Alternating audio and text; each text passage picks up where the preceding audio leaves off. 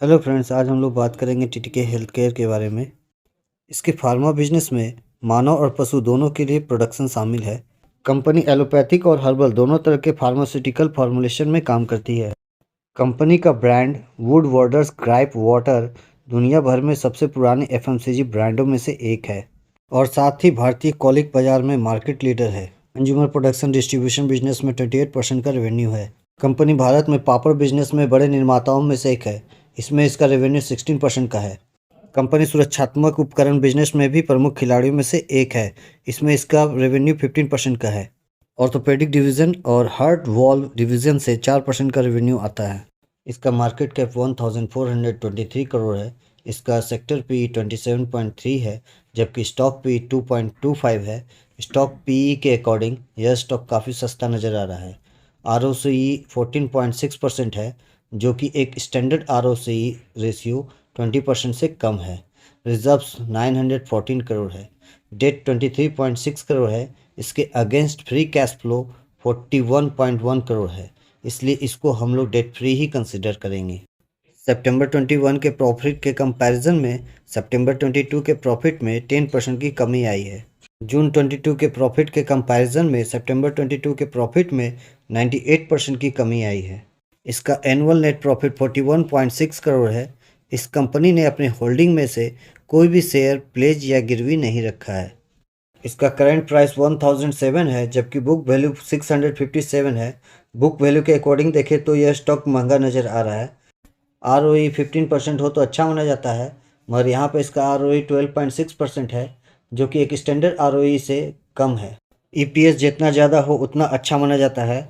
यहाँ पर इसका EPS 448 है, जो कि बहुत ही अच्छा माना जाएगा, मगर हमें इसके ईयरली EPS को देखना पड़ेगा, जिससे यह पता चल सके कि क्या कंपनी अपने हाई EPS को हर साल मेंटेन कर पा रही है।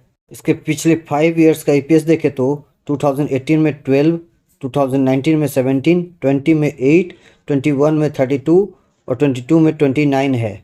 कंपनी का डेट टू इक्विटी रेशियो 1 से कम हो तो यह माना जाता है कि कंपनी अपने डेट को चुकाने में सक्षम है।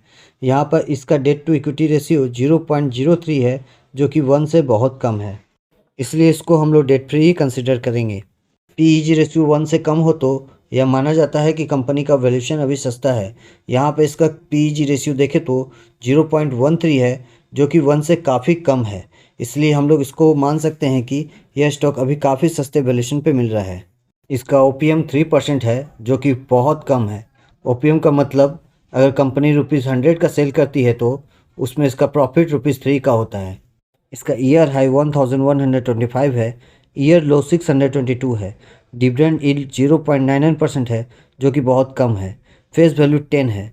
इसका इंट्रिंसिक वैल्यू देखें तो 2436 है, जबकि करंट प्राइस 1007 है। हम लोग जानते हैं कि अगर कोई कंपनी अच्छा करती है तो वह अपने इंट्रिंसिक वैल्यू से एबव ही ट्रेड करती है।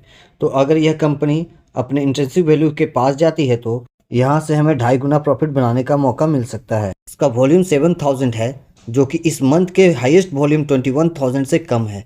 डिलीवरी परसेंटेज 63% है, जो कि पूरे मंथ में हाईएस्ट डिलीवरी परसेंटेज है।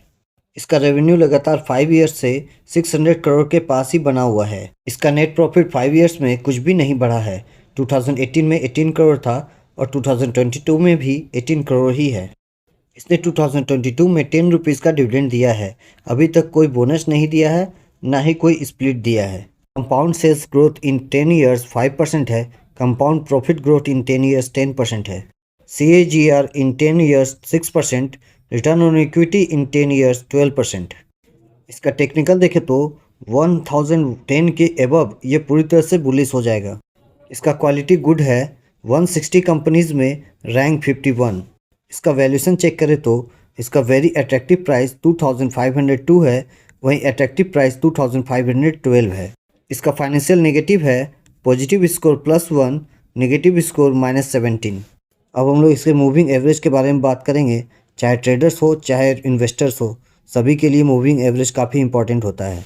ये अपने सभी मूविंग एवरेज के ऊपर ट्रेड कर रहा है। इसका नियरेस्ट मूविंग एवरेज प्राइस 106 है, मगर ये अभी नियर टर्म में 990 के ऊपर सपोर्ट बना रहा है।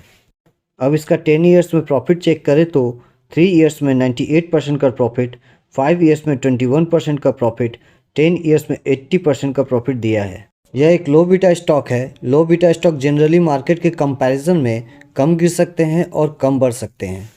यहाँ पर प्रमोटर्स की होल्डिंग 74% की है, मगर डीआईज की होल्डिंग 4.85 से कम होकर 2.22% हो गई है। जो 2% डीआईज ने कम किया, वही 2% एफआईज ने लपक लिया है।